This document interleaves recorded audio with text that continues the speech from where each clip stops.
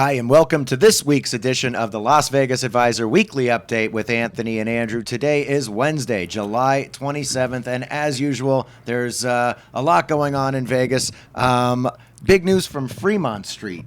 Yeah, well, there's not a lot of business really this week. You know, normally there's like a big announcement of something, and this week not so much, except what they're doing on Fremont Street, the Fremont Street experience. They've been having some problems down there. You know, the crime. You know, I mean, just like we're seeing in other places around the United States, same thing's happening in Vegas. But on Fremont Street, it's been kind of bad, mostly with the younger kids down there. Well, that's what it seems like, right? So they're going to put things in place specifically towards the younger people, 21 and under. Pretty much. They're talking about maybe instituting a curfew, but that's going to be voted on next week. We don't know yet. So that curfew would be for people 21 and under, would not be allowed, you know, after 9 o'clock.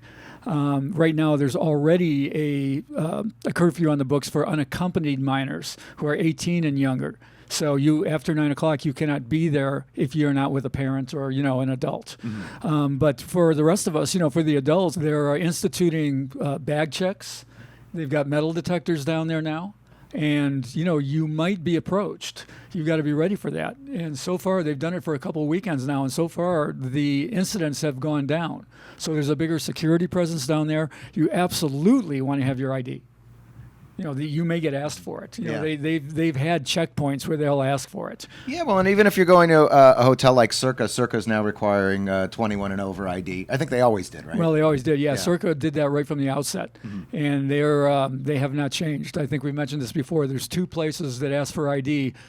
Circa's one of them, and the other one is Silver Sevens of all places. Oh, wow. Okay. Yeah, I don't know why, but it's off the strip. Yeah, way off the strip. But anyway, just so people are ready, you know, when you go downtown, Fremont Street experience, it's not like, you know, the criminals are running rampant, but they've had some problems, so they've got an up security presence right now. Yeah, you know, I've always felt safe on Fremont Street. I've always felt a security presence. They got two great stages, and I know there's a lot of people, so things can happen. Well, there's a lot of the, you know, kind of a strange element down there. You know, you get a lot of the bohemians, you know, the people who just kind of like, kind of the hippies, you know, the hippies of our day. And some people feel a little uncomfortable. I never do. Yeah. But just recently they've had some of these problems. So, you know, just so people are aware, bring your ID. Okay. Moving on to some big concerts that have been announced. Now, we've been talking about ADELE coming back for a while now, and there were some problems. What's going on with ADELE? What did they announce recently? Well, first, I hope nobody gets mad. Remember? I mean, I don't know how many comments we had going, I don't care about ADELE. But, I mean, a lot of people care about ADELE. It's big news. I mean, she's one of the biggest pop stars in the world right now. And she's coming back. She's going to be, there was some talk that she might not go back to Caesars, that she might go to Planet Hollywood. Maybe a bigger showroom there, but she's going to be at the Coliseum at Caesars. It's going to start November 18th. Okay. And her residency is going to run through March. I think March 24th. There's going to be 32 shows there, and you know, everybody's all excited that ADELE is going to come back. All right. Well, I guess I'm pretty excited. There's no way I could afford a ticket, though, because remember the ticket pricing for ADELE was outrageous. Well, they're talking about it right now on the secondary market. Yeah. They're talking about $600 for nosebleeds. And then supposedly for VIP seats right in the front, there's a pair of seats going for $41,000 a piece. You know, I'd rather have a brand new car. Well, Dee Castleman, who's our senior editor here, says, I may pay $41,000 if she played in my living room. I'd still rather have a new car. And the other information, yeah, really. And the other information is that it's been announced that U2 is going to open the Sphere. The now that's cool. Sphere. Yeah. When it opens in 2023, U2 has been booked, and they're going to be the first act. I was kind of surprised to hear that because the Sphere doesn't even look like it's close to being finished yet. I mean, it still looks very much like what is that? What are they building over there? Well, they're getting there. I mean, it's going to be the most technologically advanced concert venue anywhere, you know, in the world, and you're going to get to see U2 there. All right. I don't know what the prices are going to be. They haven't announced anything. But did you know U2 is the second highest grossing for ticket sales on live events in history? I didn't know that. Any idea who's first? I would say either Celine or the Rolling Stones. Rolling Stones. Rolling Stones. All right. All right. Well, they've been performing for quite a while, right? I thought I was going to stump you. Yeah, well, that was a wild shot. I've been a fan for a while. You know, those guys can party hard and live forever. For sure. Now, we got some nightlife news, Anthony, coming out of the Palms, one of our favorite places up the street from the office, the Ghostbar. We've been waiting on the return of the Ghostbar. Yep, this has been announced August 3rd. Yeah. Ghostbar opens on August 3rd. It's going to be open Wednesdays. It's going to operate Wednesdays through Saturdays. Okay. Starting at 7 p.m., running till 2 a.m. Live music on Fridays and Saturdays. Okay. So, I mean, this is, everyone's been waiting. This is one of the most iconic, basically ultra lounges. Remember, I don't know if you remember, there was a time when everybody wanted to have what they called the ultra lounge. And if you want to talk about what was the epitome of the ultra lounge, it was, the 55th floor Ghostbar at the Palms. Right. Super cool view. I remember I was there, not at the opening, but I was there when it was open that year. Mm-hmm. And I loved the glass floor. I thought that was so cool. Which is not coming back. That's a real bummer. Yeah, that's going to be the one big change is that they had the plexiglass that looked right through the floor, and you could look down. Mm-hmm. I mean, if you had vertigo, it was a problem. Right, that was part of the fun. Yeah, really. And I think that might be one of the reasons they got rid of it. I don't know, but word is they've taken it out. So no more glass, plexiglass, looking down. But that is one of the greatest views of the whole Las Vegas area from the outside patio that overlooks the Strip. It's fantastic. Yeah, well, that's why I'm surprised to hear that it's not open 7 days a week. Just because it's such a lovely view. Like, if you're staying at the Palms, you just go up there and watch the sunset, have a drink or something. Yeah, I guess they're waiting to see what the crowds are going to be like. Okay. I think the crowds are going to be great because it's just that Ghostbar name. I think they're going to come piling back in. Maybe they turn it to a 7-day venue, but right now just Wednesday through Saturday. Okay. All right. Well, you heard it here. August 3rd, we'll see you at the Ghostbar. Now, also at the Palms, we have a lobster buffet update from one of our viewers, Claire Pearson. Right. Claire's always been, I think, a fan of the show. Uh-huh. She always comments. She always cheers us on. Yeah. Even when we think we've done a stinky job, she tells us how well we've done. Thanks, Claire. Thank you. But she tells us that it has been moved up. We've talked about the lines. It had been open at 4 o'clock. She says it's been moved up to 2. Our researchers haven't even verified that yet, but I've got a feeling she knows what she's talking about. So, again, they keep making their little tweaks and turns there, and it's now 2 o'clock. And I think you can start putting your name on the list somewhere around 12 or 12:30. So you can start lining up earlier to get in. All right, so we're actually going to have to go do this pretty soon, Anthony. Yeah, I know. We can't keep delaying it. One of these days, we're going to have to get it a go. Yeah. All right, so one of these Wednesdays, we're actually going to go do the lobster buffet and see what our experience is like. But for now, just know it's a little bit earlier than we had last talked about. It is now starting at 2. One more thing about that, too, is that they're doing things. They've got this great demand, and they're doing things to make it easier to get in, but they haven't raised the price yet. Still $64.99.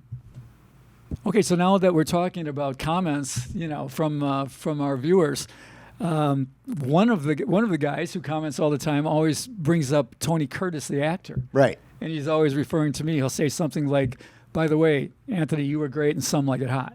The movie, the Tony Curtis movie. Yeah. So I promised in the comments last time that I would tell a true Tony Curtis story. All right, so let's hear it. What's your Anthony Curtis story, Anthony Curtis? All right, so Tony Curtis, the actor, right? Yeah, Tony Curtis. Anthony Curtis here. Yeah. All right, so I'm this is back about maybe 25 years ago. Okay. I'm at a big VIP party at Mandalay Bay.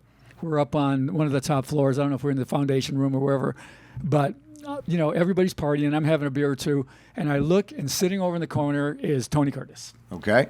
It's just by himself. I mean, there were some celebrities there, and Tony Curtis was one of them. And I'd had a few beers, and I'm like, I'm gonna go talk to Tony Curtis. So I walk up to him, and he looks at me, and I go, "I'm Tony Curtis too." Yeah. He looks at me, he doesn't say anything. I go, "I'm Tony Curtis too," and he goes.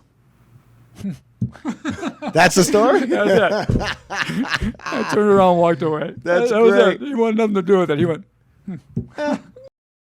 All right, and now it is time for a very fun jackpot of the week on one of our favorite games, Ultimate X. Ultimate X again. Now this one is from Kevin L. Emerald Island Ultimate X, 3 lines at a 2-cent denom. So that's a 60-cent bet, $560 win with the 7 times multiplier. How cool is that? Emerald Island has the only 1-cent Ultimate X in town with decent pay tables. This one is Airport Deuces, returning 98.9%. Wow. Yeah, well, Kevin L. Knows his stuff. I know him. Mm-hmm. And he just kind of did the analysis for us. He told us what he was playing. He's playing a game called Airport Deuces that has to do with the schedule I guess it would appeared at one of the airports at one time only or something, so that's why they call it that. Okay. But he just told us what it was, and he's found one of the best Ultimate X games in Vegas for the lowest of low stakes. Right. Now, it says 98.9 for Ultimate X. I always thought that was a little bit lower than that. So how is that possible? Well, he's talking about the base game. Okay. And, the best way to look at an Ultimate X game and tell which one's better than another is by looking at what the base game payoffs are. Okay. And the multipliers certainly affect things, and it can be a little bit different. But he's, it's a good game, like he said, and for 1 cent and 2 cent. And that's just, let's talk about Emerald Island a little bit. Okay, yeah. I like Emerald Island. It's Henderson. That's downtown Henderson. Down on Water Street. Uh-huh. This is just a place that knows how to treat their customers. Yeah. There's certain casinos that I think fall into this category. Ellis Island, Definitely. South Point, Emerald Island is certainly one of them. Mm-hmm. Fantastic kitchen. Their kitchen is fantastic. Their restaurant is terrific. They have steak nights. They have a terrific prime rib special there. Mm-hmm. They have good breakfasts. And it's just all about good food and good gamble there. And good service. And they have a lot of deals. These 1 cent and 2 cent games, they've got machines. I mean, they've got 10-6 double bonus. Mm-hmm. This is returning 99.96%. They've got the not so ugly deuces, 96.73%. These are better than the jacks are better. The 9-6 jacks are better that they also have. They're paying 99.54. So you don't find these kind of returns on machines with denoms that low. Now, all of these machines, almost all of them, take up to 100 coins. So all of a sudden, your penny game is a dollar game. Sure. But you're not forced to do that. You want to play a penny a hand, you can play penny a hand. Okay. I mean, this is a unique casino. If you get a chance to go down to Henderson, you want to check out definitely Emerald Island and their sister casino, Rainbow Club, which has a lot of the same. Right. Now, both of those, the Rainbow Club and Emerald Island, both have coupons in the Las Vegas Advisor coupon book, in the Member Rewards book. In the Member Rewards book. Both places have a 2-for-1. I told you how good the prices and the food is in their restaurant, and they give a 2-for-1 entree to both casinos. They also give a spin on their money wheel. You have to earn it. You have to get 100 points, but it's still a positive play. Okay. And at both places. If you get a chance, you want to do that. You want to go down there. It's a couple of my favorite places in Vegas. Okay, so if you got a Member Rewards book, those are two places you can go hit up if you're in Henderson. Yeah, you've got a positive expectation on the gamble, and you certainly have a good deal on the food. All right, everybody. Thank you for liking, sharing, and subscribing. That is it for this week, and we'll see you next week.